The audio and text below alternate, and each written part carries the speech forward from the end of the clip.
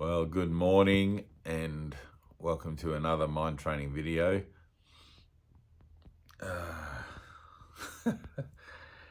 I'm not really sure what I wanted to make this one about. I did have something in mind, and then I just listened to a message from Tyna about a little initiative that I was given yesterday in the evening about posting out some videos and what would you call it? I don't know if you're aware of that game of Chinese whispers where you tell somebody something and you go around the group one at a time, and by the time the whisper gets back to the original person, it's completely different because everybody's got their own version of what they think they heard rather than what they heard. And this is the nature of communication in time and space, where everything here, and this is seen rightly, this is a good thing. I mean, you can't get anything right here in time and space. Stop trying to be a success, like if you really want salvation, you've got to give up that idea of being a success at something, because everything here is always against you. You're the only true success you can have is to go with the flow and surrender your life and will to God, and allow your life to be whatever it is going to be, not what you think you want it to be. And so it's funny, when I told Tyna, I thought I mentioned it quite simply about how to post out these particular videos, and she came back to me this morning with this whole thing of, so I've got dye on my fingers, whole thing of, we'll do this and we'll do that and we'll do, and it's like in my mind, it's like, no, hang on a minute, that's not it. So, as the original whisperer, Chinese whisperer, I know that wasn't the message that I gave. So, I had to write back to her this morning, like, no, we're just going to do this. Boom, keep it simple. It's just going to be this way and that. Which brings me to the point of, because communication in time and space is subject to scrutiny and arbitration and judgment and everything else like that, and everybody always wants to, this is the thing, right? So you get a job to do, or you get something that's going on here in time and space, seems to be going on, it's just a dream, nothing really happening. But when you're in the doing of your process and you're doing whatever it is you're given to do as part of an assignment, there's always this temptation to want to corrupt it, right? Because the nature of ego mind is corruption. And the very simple nature of the Holy Spirit's instruction, which is what I got last night, is lost in translation, which is to be expected. I mean, welcome to time and space. If you got everything right here in time and space and everything went always as you imagined it would, you would never question reality. You'd never ask, why does this keep happening? You'd never find yourself questioning life, the universe, and everything. And I wouldn't be making this video, more than likely. So it's a good thing when you can see that the nature of your capacity to receive and to give, the communicative directions that you receive, is always going to be susceptible to corruption.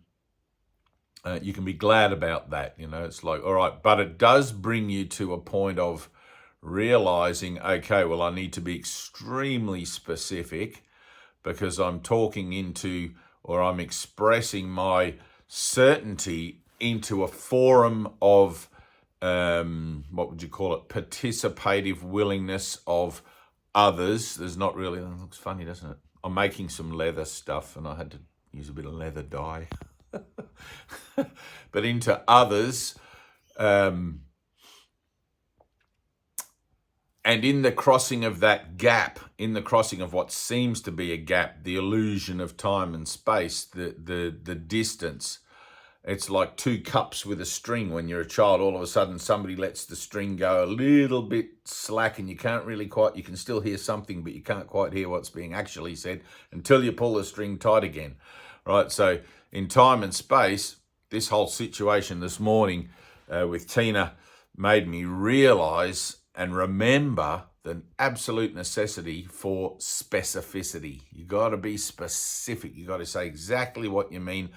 And you got to say it in a certain sense as if you're talking to preschoolers, talking to little kids, because we are little kids. We're the children of God, and we get all caught up in our efficiency and our process and everything else like that. And everyone does it. It's no biggie, but bearing in mind that we want to be as clear as we can about transmitting our messages and talking to others so that things are not left open to interpretation too much. I think it's going to be impossible to avoid interpretation on some levels because the other person who is another version of you, and this whole thing reflects back on your own, what would you call it, your own capacity to receive and give accurately, right? So in this sense, Tyna didn't misunderstand or misconfigure the message.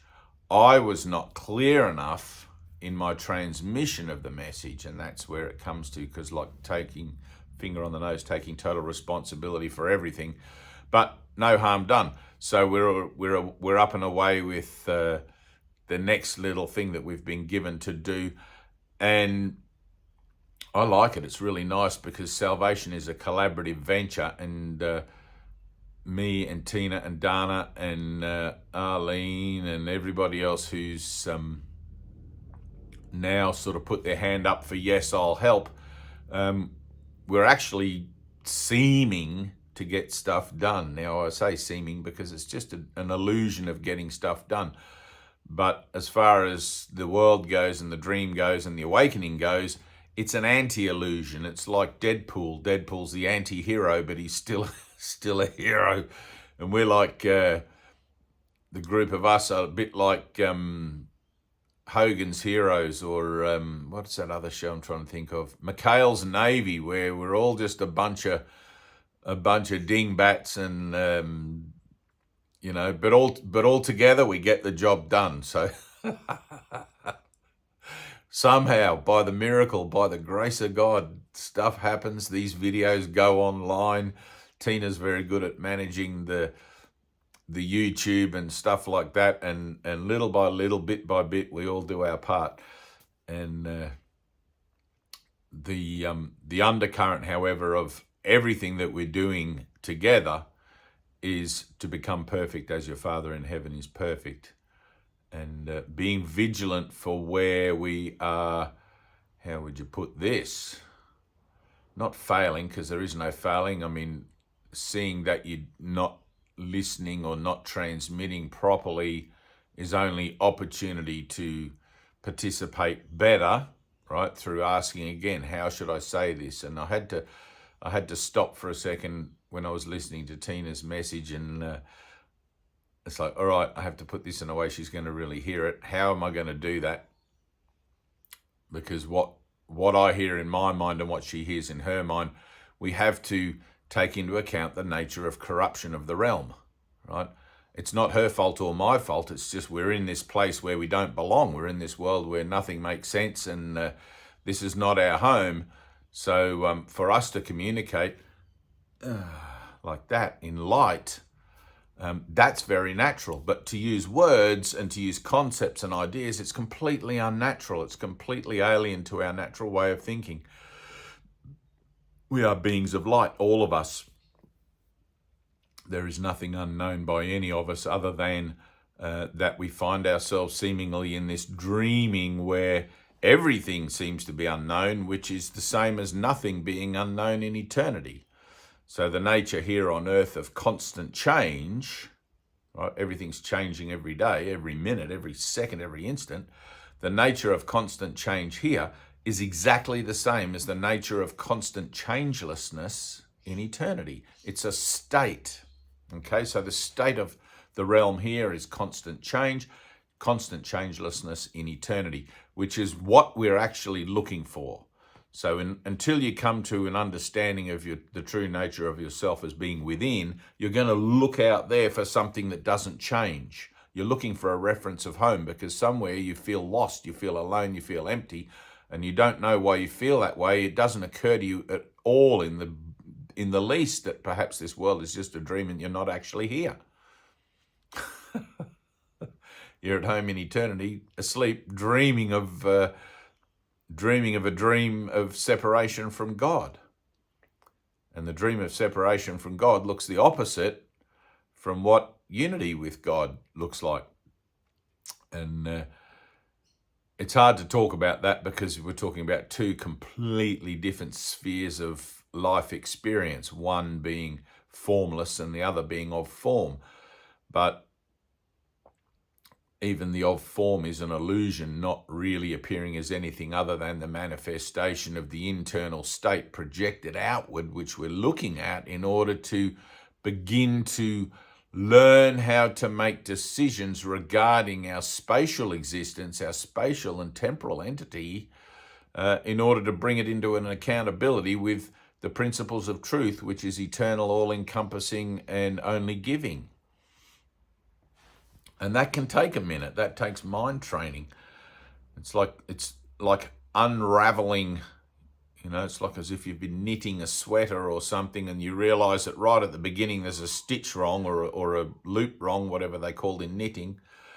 And you've got to unravel the whole thing, one stitch at a time. Sometimes you can get 10 stitches and 20 stitches and the miracle takes care of 100 stitches and all this sort of thing. But we're going back to the beginning. Right, and if you've ever tried playing an old LP, a 45 or a 33 revolution per minute vinyl album, and you go backwards, when you hear that, that some people say, oh, look, you can hear this satanic stuff in this thing, or this is a message from the stars in this thing, or whatever. But if you play it backwards, you can't understand the words at all, right? Now, we're going backwards, and the only guide we've got for doing that, going back in time before it began, the only guide we have for that is the Holy Spirit.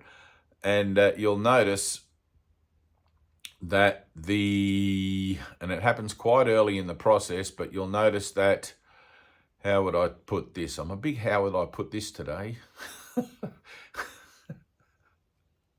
How would I fucking put anything? It's like the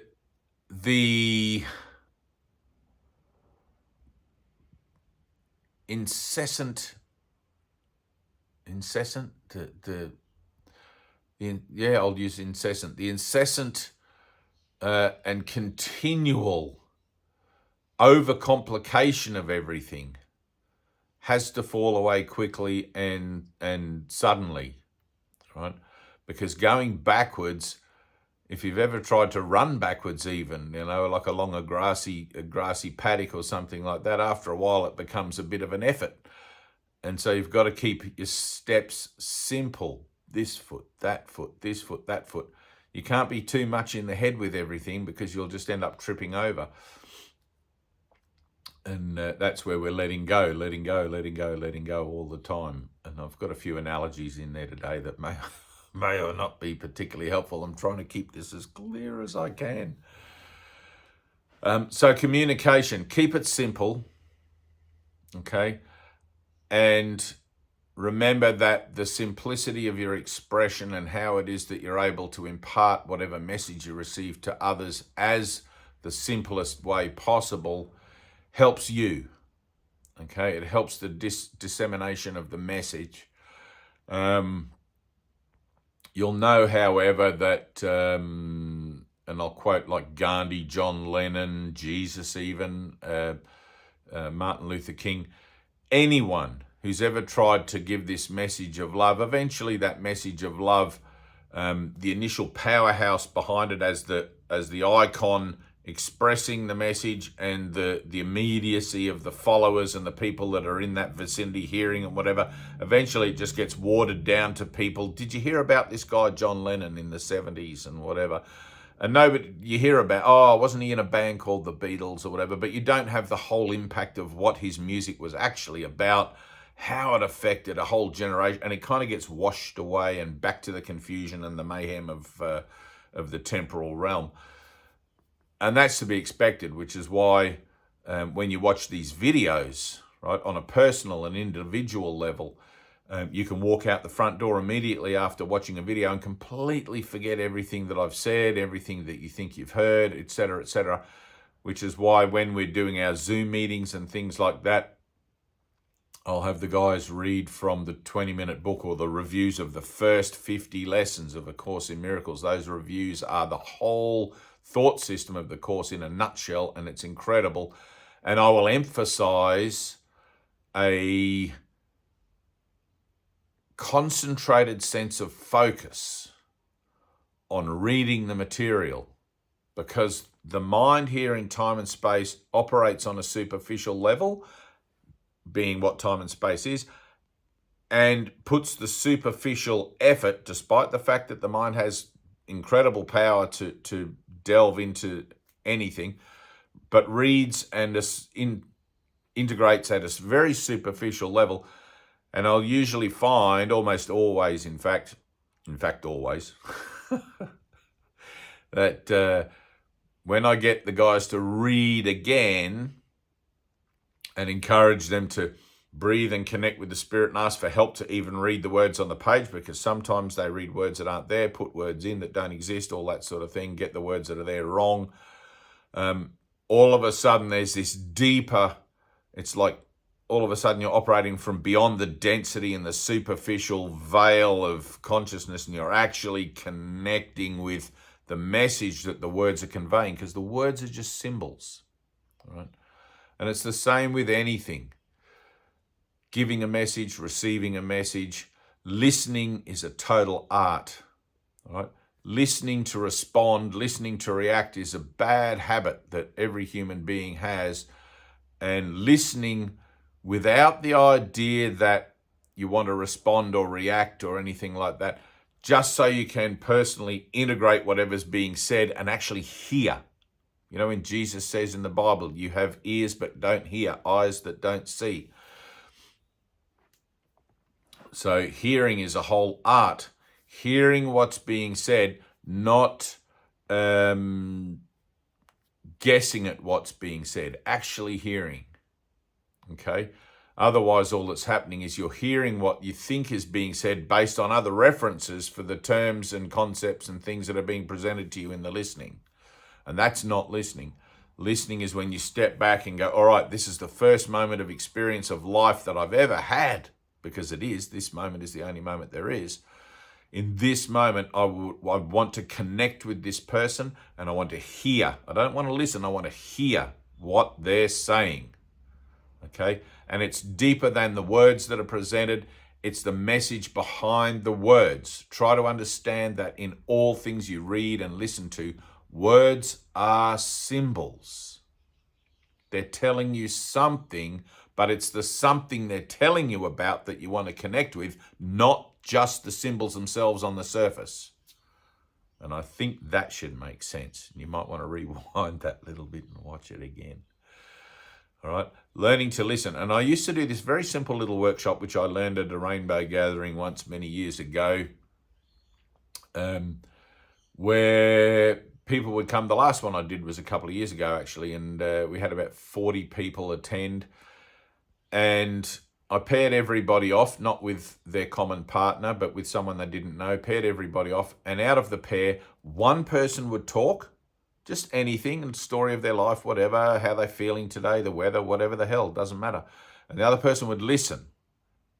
Okay, now this is very important. One person would talk and one person would listen. The person talking, and then later on swap partners with someone else and do the same thing so the other person could talk and listen.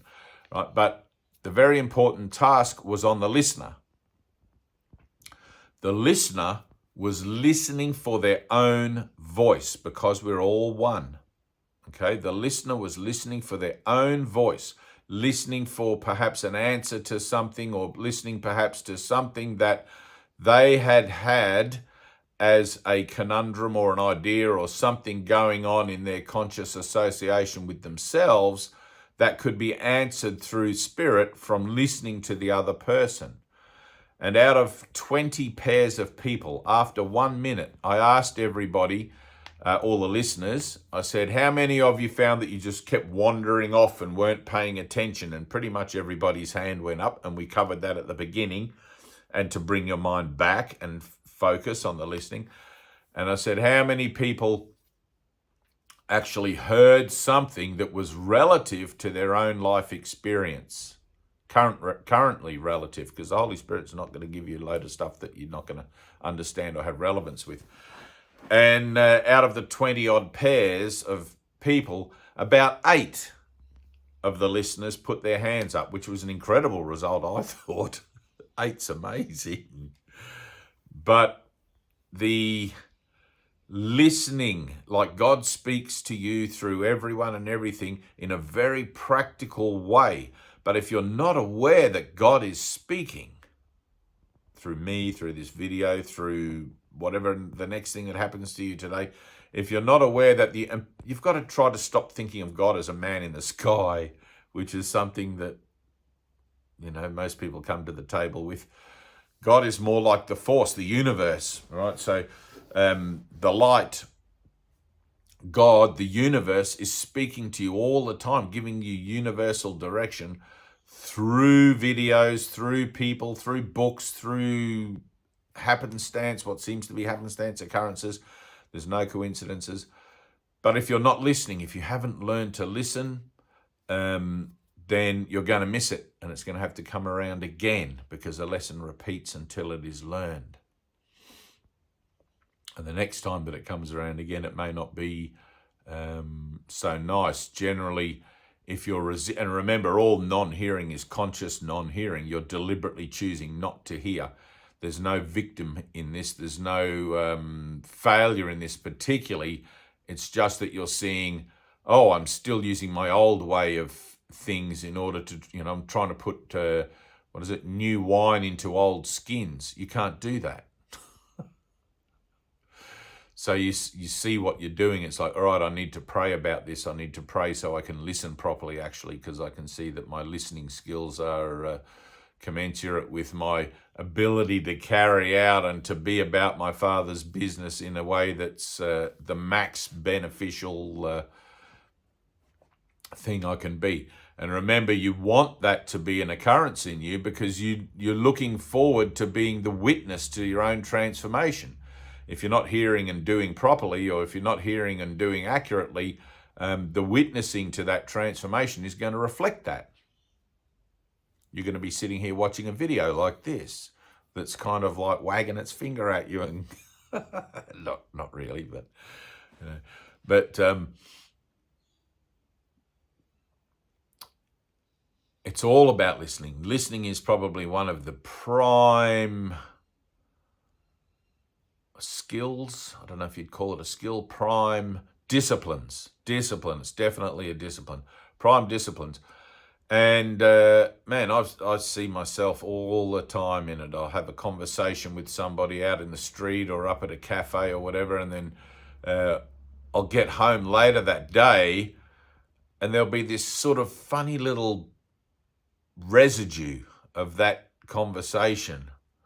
And I'll suddenly realize, oh man, I didn't listen properly. I didn't really connect with that person. I was listening in the yeah of my subconscious mind, just listening, waiting for me to have the chance to say what I could say, as if that's a conversation, as if that's communication, and it is not. It's not that you won't have your say to say something, but there's a depth and a maturity to it. It happens all the time, and usually when you find yourself in a new situation, seemingly new situation with new people, the tendency to forget on focus, the tendency to forget about grounding yourself and focusing on what's actually being presented, tends to slip more readily, I find anyway. But if somebody asks me a spiritual question, however, on the other hand, generally I'll make that kind of a connection with it in my mind before I answer, to be sure